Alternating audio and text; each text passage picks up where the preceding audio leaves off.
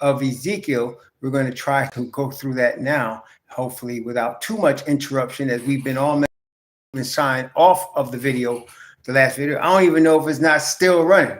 Try to delete, but at the same time, nothing gets saved. So please pay attention here, and we're continuing. Hopefully we can get the internet fixed by the time we come back on Wednesday night. But anyway, let's get going. So Ezekiel chapter 4. Before we go, if you notice, the thumbnail has a picture of something. Actually, I think I got that picture from Brother Castle King. He sent it to me a while ago. Do you recognize what that picture is depicting in the, do you realize what that picture is depicting in the thumbnail? Do you guys see the thumbnail? Did you see it? And if you did see it, what is it depicting?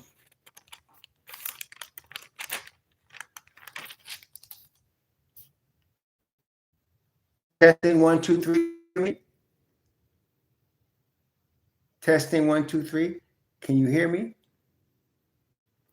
Hello? I don't know if y'all can hear me. Anyway, let me go ahead since y'all can't hear me. It is the breastplate of the high priest. Yeah, it is depicting the breastplate of the high priest. Now, why is that important? That's going to become very important as we go into chapter 4, but it's very important anyway. As a matter of fact, let's take a look at Galatians chapter 2. Galatians chapter 2.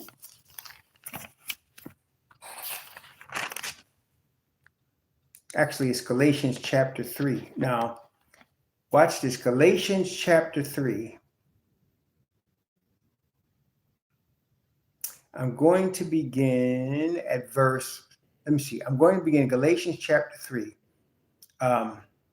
verse 13 to verse 17. Galatians chapter 3 from verse 13 to verse 17.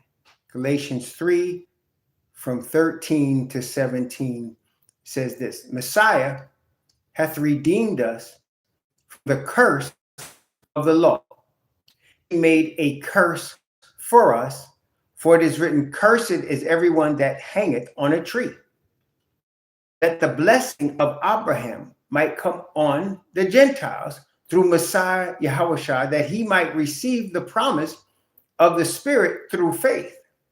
Brethren, I speak after the manner of men.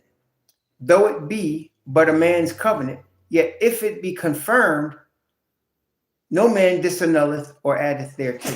Now, to Abraham and his seed were the promises made. He saith not two seeds as of many, but as of one, to thy seed, which is Messiah. And this I say, watch this very carefully. Galatians 3:17. And this I say, that the covenant that was confirmed before of Yahweh in Messiah, the law, which was 430 years after, cannot disannul, that it should make the promise of none effect. In this scripture, why did Paul use the number 430? He said the law, which was 430 years after, cannot disannul. Why did Paul, the apostle, the prophet, write to the Galatians about a law that came 430 years after? What was that? What law is he talking about? And why 430 years? Let's look at more of that term. Now, we're going to see the number 430, but it's not going to mean what you think it's going to mean. Why did Paul use that with relation? He said, for the law which came, listen, 430 years after the promise.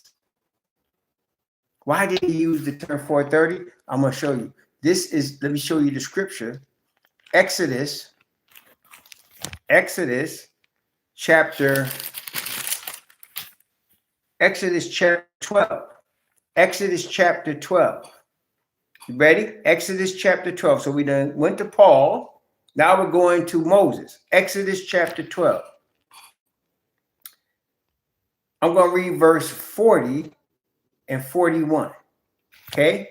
Exodus chapter 12, verse 40 and 41. Remember what we just read in Galatians. Okay.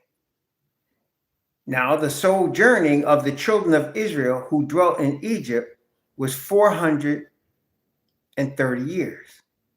Verse 41.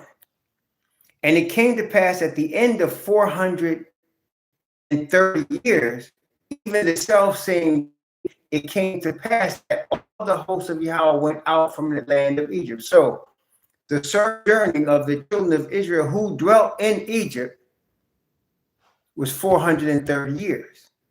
So what is he talking about when he says the law, which 430 years after cannot disannul? What was he talking about? He wasn't talking about the 430 years. He was talking about what happened after the 430 years. Go back to Galatians chapter 3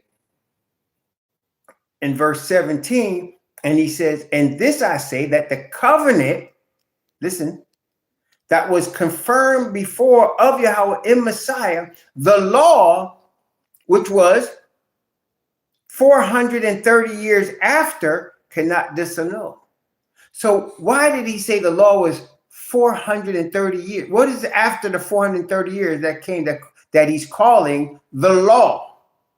There's this thing he's calling the law that came 430 years after. In other words, at the end of the sojourning of the children of Israel in the land of Canaan and Egypt, something happened that he's saying doesn't disannul what was promised before.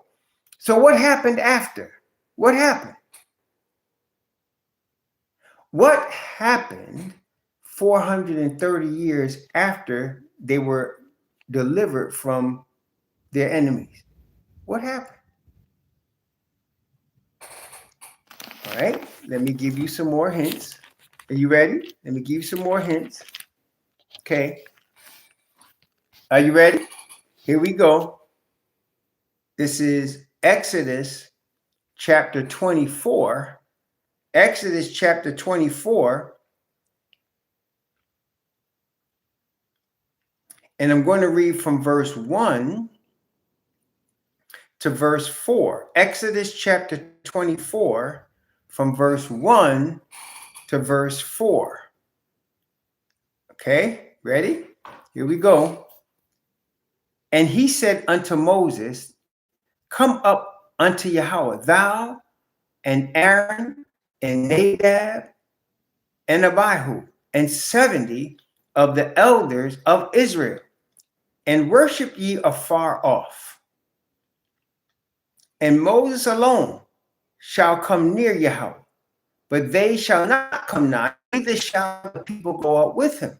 And Moses came and told the people all the words of Yahweh, and all the judgments, and all the people answered with one voice and said, all the words which Yahweh hath said, we will do. And Moses wrote all of Yahweh and rose up early in the morning and builded an altar under the hill, and 12 according to the 12 tribes of Israel. And he sent young men of the children of Israel. This was 430 years after. So what was going on here? And this came, the Bible says, he took words, wrote down the words of Yahweh. So what was going on 430 years after? Let's put it all together.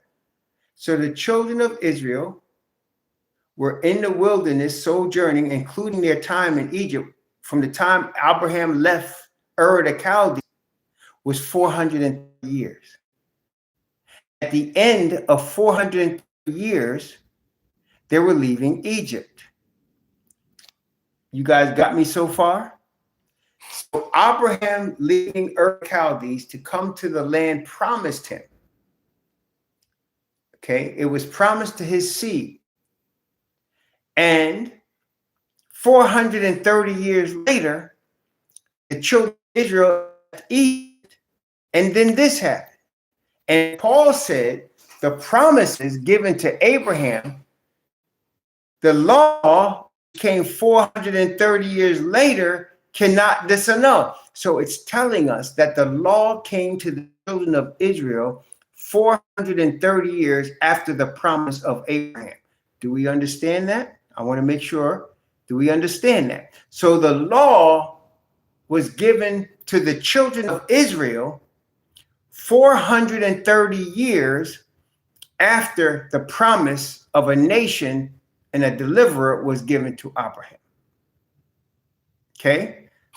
Now, I don't want you to get confused because that 430 number is going to come up again. And we're going to show you why it's not going to be saying the same thing. Okay? But at this point, do you understand what we just read? That Abraham was given the promise of a nation. 430 years later, that nation was delivered from Egypt. When they were delivered, they stopped at Mount Sinai and received what the Bible is calling the law. Okay? Now, included with that law was a thing called, well, first they were given instructions about the 3 feasts, right? They were given instructions about the 3 feasts in Exodus chapter 23. They were given instructions, and let's see, verse 14, Exodus 23:14. 3 times thou shalt keep a feast unto me in the year. Thou shalt keep the feast of unleavened bread. Thou shalt eat unleavened bread 7 days, as I commanded thee in the time appointed of the month Abib. For in it thou camest out of Egypt, and none shall appear before me empty. Verse 16. And the feast of harvest, the first fruits of thy labor, which thou hast sown in the field. Feast number 2. And then the final feast, the feast of ingathering, which is in the end of the year, when thou hast gathered in thy labors out of the field. Verse 17. 3 times in the year, all thy males shall appear before the Most High Yahweh. Now, so he gave the 3 feasts, but he gave them something else aside from the 3 feasts that has to do with the thumbnail. What else did he give them aside from the 3 feasts that have to do with the thumbnail? Because when he's talking about the law, he gave the 10 commandments, but he gave something else. It's chapter 25. It's 25. And let's read verse 8. Exodus chapter 25, verse 8. What else did he give them? Verse 8. And let them make me a sanctuary that I may dwell in them. So they were given command and instruction to make a thing called a sanctuary. Do y'all understand that so far? Everybody got that? They were given command and instruction to make this thing called a sanctuary. Okay? With regard to the sanctuary, what was going on? That's the atonement is introduced to the children of Israel. The children of Israel. Do y'all hear what I just said? I know of Israel. Do y'all hear what I just said? I know we've been getting freeze and stuff. I know it. Again, I just want to express to you. What I do is keep going. I want y'all to understand that. Okay? So I don't do anything about freezing, anything about buffering, or try to keep going through. Okay. All right. So let's do sort of thing happen. Okay? Okay? So Paul talks about a promise given for strangers in the land for strangers in the land for 430 years. And they were delivered from the land of Egypt at the end of 430 years. Once they were delivered, they came to Mount Sinai. And Moses wrote down the word of the Most High and they were given law. They were given commandments. They were law given ministry. God, high priestly ministry. Let's start Exodus chapter 9. Exodus chapter 39. From verse 1 to 14. This goes with the thumbnail, which is the breastplate of the high priest. They were given that at the same time. Okay, everybody got that so far? So Exodus chapter 39, from verses 1 to, and of the blue and purple and scarlet they made cloths of service to serve in the holy place, and made the holy garments for Aaron, as Yahweh commanded Moses. And he made the ephod of gold, blue and purple and scarlet, and fine twined linen. Okay. Ooh, this is hard today. We're going to have to do this again, because this is really, we're getting attacked here from all sides. Okay.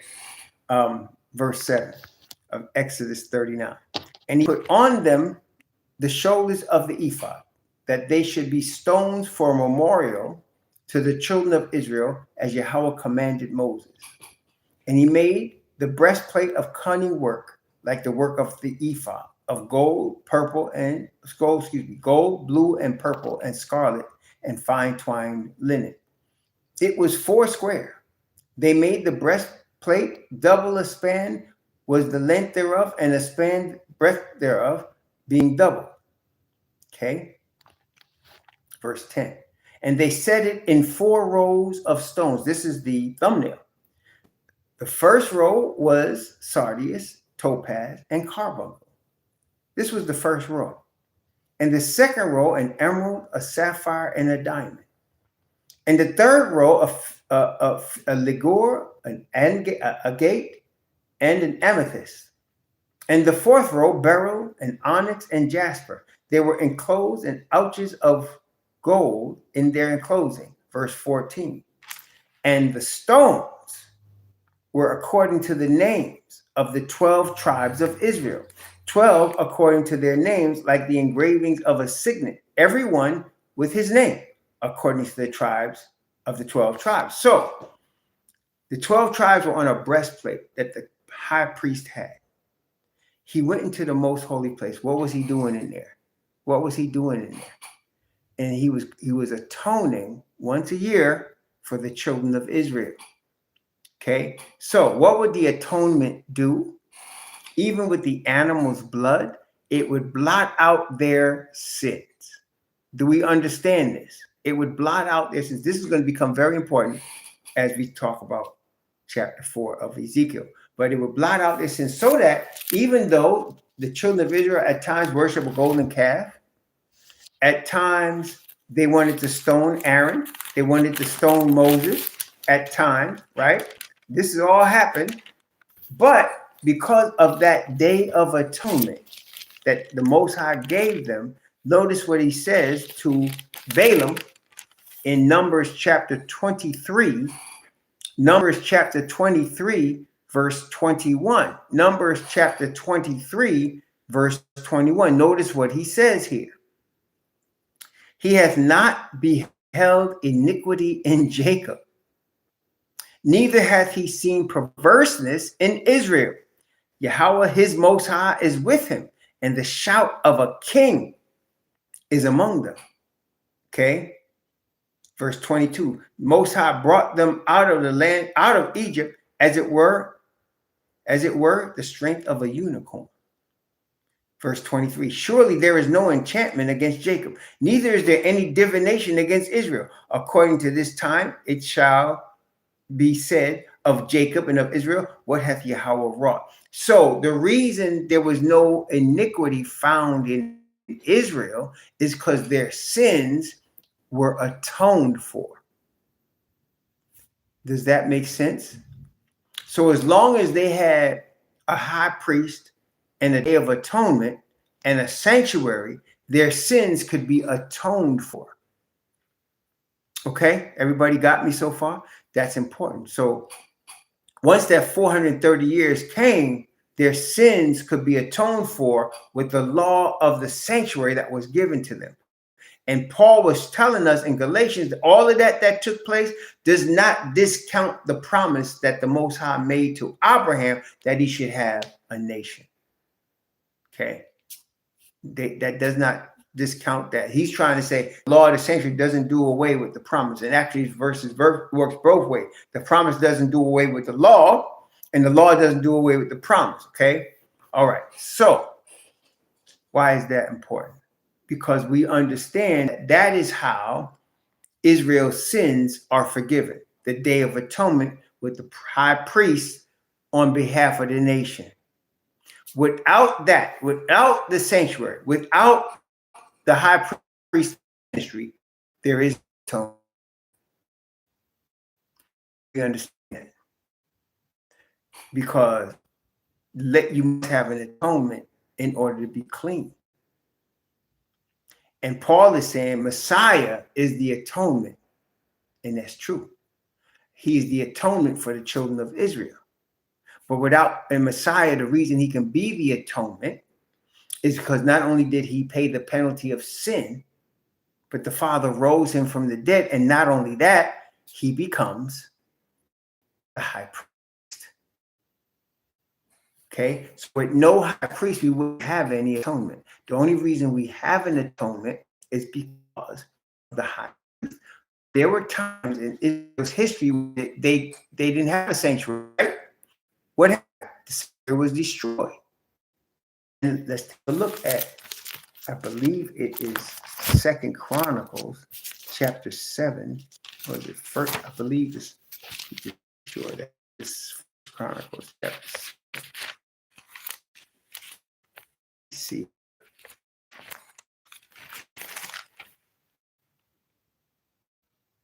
No, it's in Chronicles chapter 7. Yes, 2 Chronicles 7.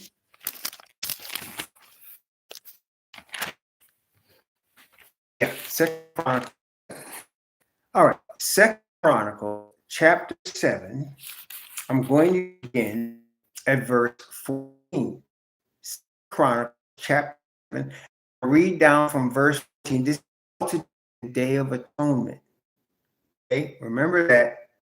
2 Chronicles 14, and I'm going to go down from verse 14 down to verse 20. Watch how Solomon, okay, David's son. If my people, which are called by my name, shall humble themselves and pray and seek my face and turn from their wicked ways, then will I hear from heaven and will forgive their sin and will heal their land. Now mine eyes shall be open and mine ears attent unto the prayer that is made in this place, talking about Solomon's temple. For now have I chosen and sanctified this house, that my name may be there forever, and mine eye and my heart shall be there perpetually. And as for thee, if thou wilt walk before me as David thy father walked, and do according to all that I have commanded thee, and shalt observe my statutes and my judgments, then will I establish the throne of thy kingdom according as I have covenanted with David thy father, saying, there shall not fail thee a man to be ruler in Israel.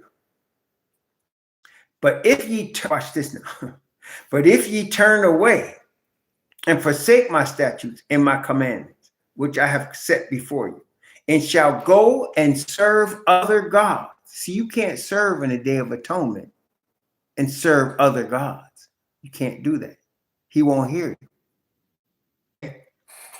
So he said, if ye turn away and forsake my statutes and my commandments, which I have set before you, and serve other gods and worship them, then will I pluck them up by the roots and out of my land, which I have given them. And this house, which I have sanctified for my name, will I cast out of my sight, and will make it a proverb and a byword among all nations. And this house, which is high shall be an astonishment to everyone that passeth by, so that he shall say, what hath Yahweh done thus unto the land and to this house?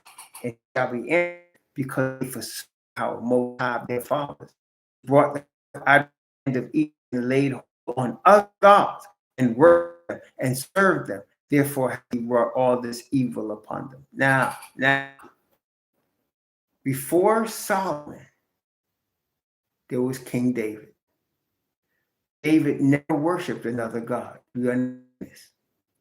Even Saul, who was king, tribe of Benjamin, and the kingdom was taken for him because he had, and he went to the witch of Endor. The kingdom was taken for him, given to David. Solomon set multiple gods. He had multiple wives that served these other gods. Solomon set up worship centers for his gods, for his wives' gods. He did that. Okay. Let's look in Kings. Okay.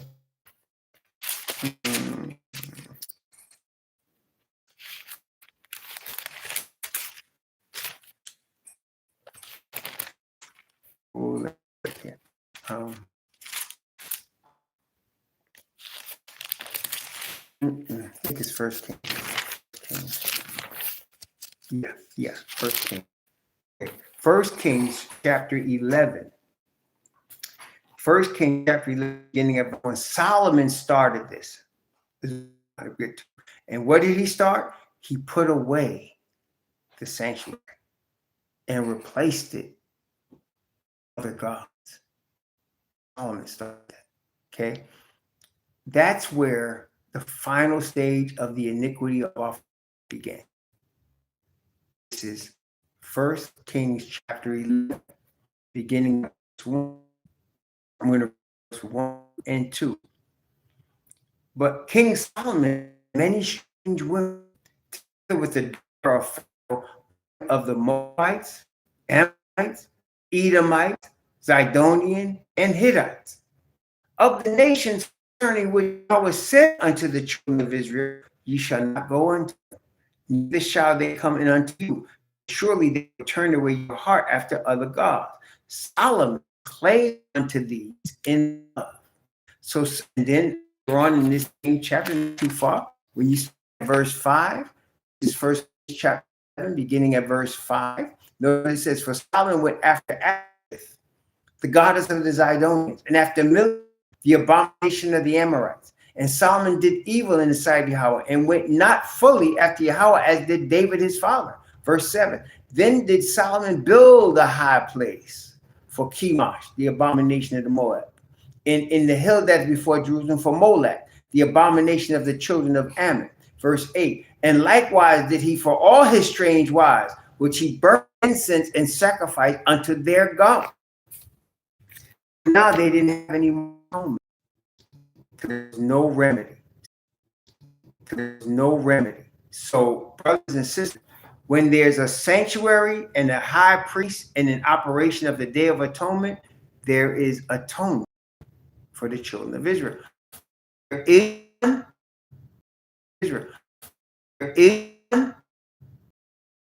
When Solomon started doing what he did, there was no, and then started doing what he did, there was no, and that's when he says in Chronicles, he sent to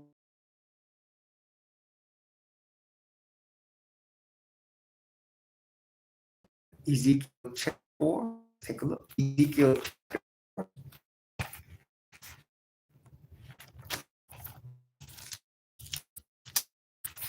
430 now come up again, but it's different. This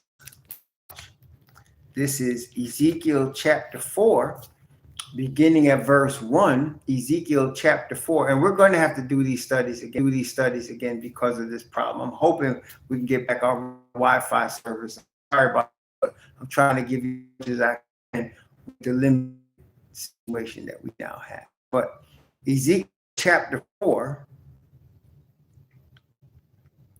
Watch the numbers. Castle King's going to have to carry the one here. Watch the numbers. Ezekiel chapter 4, beginning at verse 1 and go down to verse 6. Okay.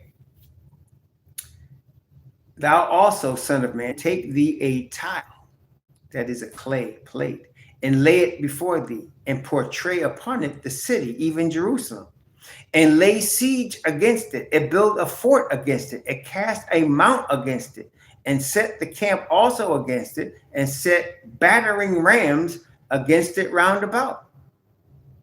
Moreover, take thou unto thee an iron pan, and set it for a wall of iron between thee and thee, and set the face against it.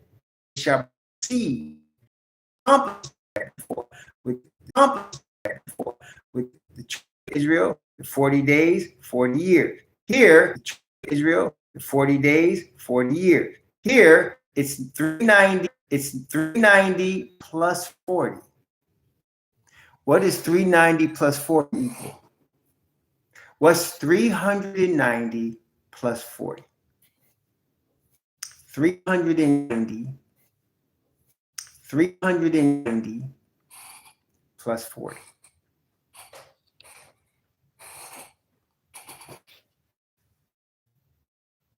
$390 40. 430 that we read about left Egypt. Not the 430. He said, this is the days in the house of Israel. So, okay, the first 430 years when they came out of Egypt, they received the Day of Atonement. The Day of Atonement. So that was, and then we saw that when they, received it, the Most High said in Numbers, I have not seen in Jacob. That's the atonement. But now he has to count 430 years. This started with Solomon. So from Solomon's reign till you get to Ezekiel, it's 430 years. Okay, everybody see that? So from Solomon making all of these gods and these high places for his multiple wives from foreign gods, it was 430 years to Ezekiel in the captivity. Now, here's where we learn. Look, so watch this. So when you go to, I think it's 2 Kings, I want to say, was it? Let's see. No, it's 1 Kings chapter 6. 1 Kings chapter 6. Watch this. 1 Kings chapter 6, verse 1. 1 Kings chapter 6, verse 1. It came to pass in the 480th year, after the children of Israel were out of the land of Egypt, in the year of Solomon's reign, Israel, which is the second month, that he had to build the house of God. So from Solomon's reign, it had 480 years since they got out of Egypt. And that did Samuel. So Saul ruled 40 years, and then David 40 years. At all of that time between, they left Egypt here. Okay, 100 years. But, and I'm putting this out purposely, and I want to bring a point here.